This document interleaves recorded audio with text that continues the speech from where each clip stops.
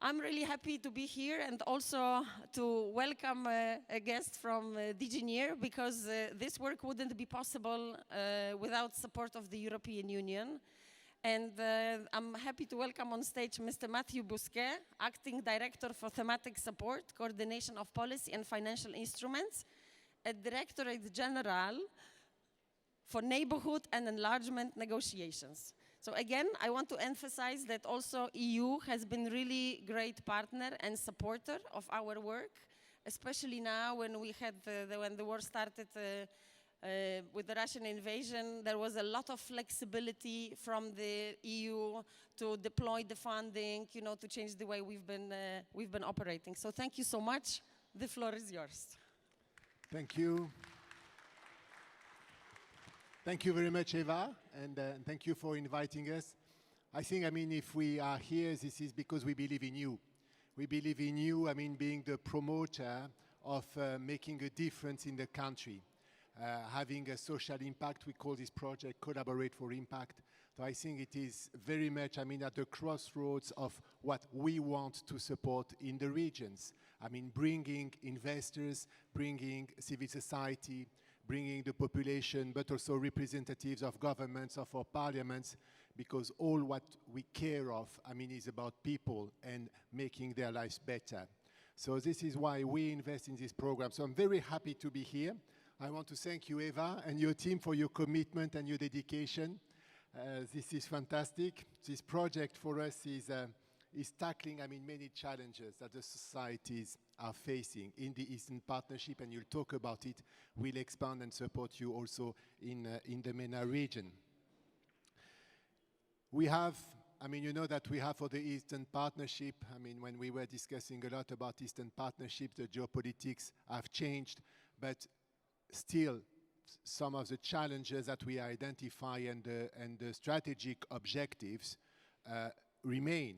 And these were two objectives of our Eastern Partnership policy: developing resilient, sustainable and integrated economies, and also creating resilient, gender-equal, fair and inclusive societies.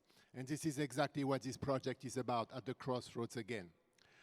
Well, since the post-2020 Eastern Partnership framework was endorsed, the world has changed, unfortunately. With the Russian unjustified and unprovoked invasion of Ukraine, but also the resurgence of the conflict in Nagorno-Karabakh, for the negative parts. Maybe the more positive parts, the EU solidarity with Ukraine and Ukrainian people, the membership perspectives which have been offered to 3 associated partners. It's clear that we are in a different geopolitical context. It's certainly, the start of a new impetus for the development of our region. And I want here today, I think you will all agree with me, to pay tribute, to the fantastic people of Ukraine, their resistance and their resilience and their activity. We were just discussing with Eva before how much, in Ukraine, and I'm sure our colleague from the parliament will talk about it. But despite all the conditions, people are investing in social enterprises and continue to do that. So the project, let me talk a little bit about the project, because we are funding this program. It's exceptional that all the activities have been implemented, despite the very difficult circumstances. I think you showed a high degree of flexibility. We try to give a little bit some flexibility as well. We are known not to give flexibility, but in this case, I hope we are doing. And I think the concrete actions you're undertaking, from promotion to social entrepreneurship, creation of social impact funds, acceleration and incubation programs, competitions, policy dialogue, also will build a stronger understanding and ownership of social investment impact in the region. And I think engaging through the lenses of sustainability and efficiency are very important when we support investment for impact. So the challenge that we face here in Eastern Partnership in the South, are big. It requires engagement of all stakeholders, donors, policymakers, investors, and we really want to crowd in private sector finance and expertise to respond to the societal challenges, I mean to support a just transition, and I would say a fair and just recovery as well. So we'll have to develop portfolio of initiatives to incubate solutions for the future generations, but also the present generations. So I'm really excited about these partnerships that we have developed with you.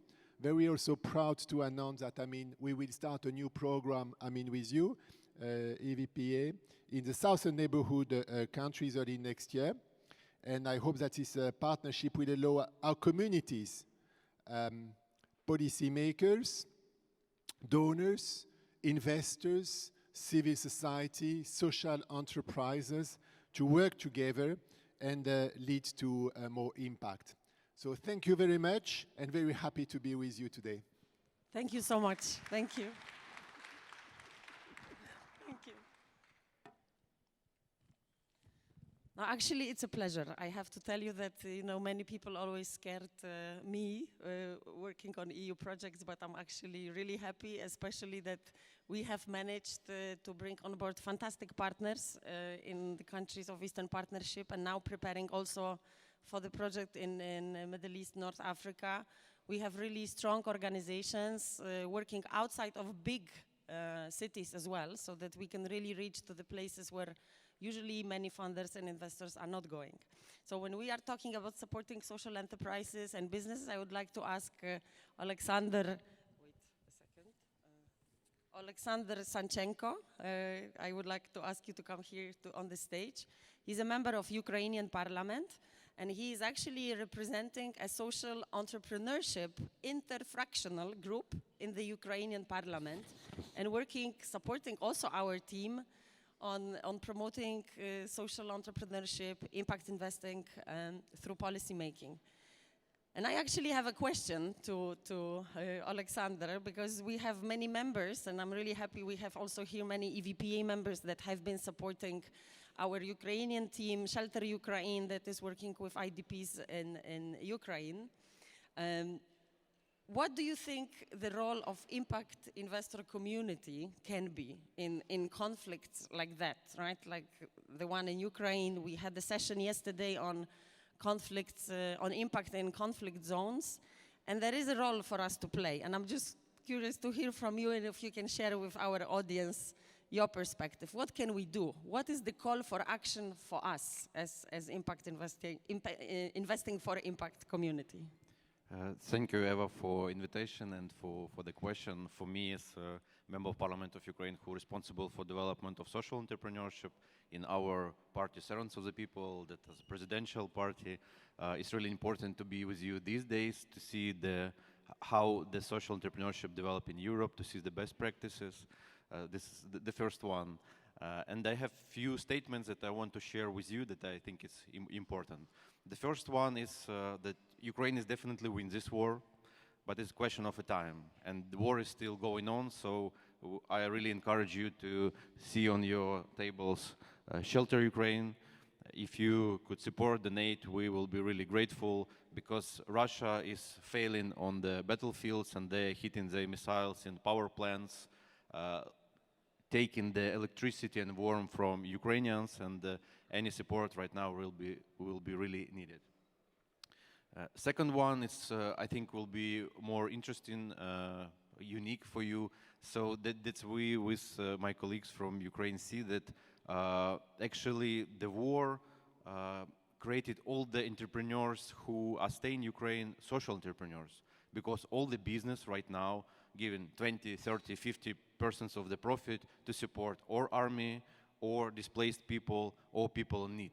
So to be straight, the majority of the businesses in Ukraine now became social, but they don't know yet that they are social enterprises. So I'm encouraging you, if you're representatives of the foundations or the grant-giving organization, to see more on Ukraine, because I'm sure after we win this war, Ukraine will be like interesting upgrowing star of the unique project in social entrepreneurship, because for now all the countries look like this. So we give all we can give for our army, for our displaced people, to help them. So this is the second one. The third one, of course, it's the question of the housing. So I'm really, to be straight, attend a few panels that was here about the housing. It was really interesting because in Ukraine we have no, like the programs before the war about the affordable housing or social housing, and as far as you know, millions of the flats are destroyed, and will be the big question, big issue when we will win this war, how to deal with this. So if you are here, some representatives of this sphere, really contact with me, please, because we as a country will need to find a solution, what to do with this. The next one, the fourth one, the war injures physically. So we will have a big amount of like people that are mentally and physically injured. So any program, and I'm not sure that any country have such a challenge. So the majority of the population will have a mental like injuries, more or less, and we will be looking for the project, the programs that will help overcome this, as much as the people who are fighting on the battlefield, as much as the civilians who are injured. So it's like different types, but we really need the expertise. If you have some, please contact me or our team to understand how and what could be done in this field. And last but not the least, we're in Brussels, so I spend time here not only in the conference, have some few meetings in the European Parliament.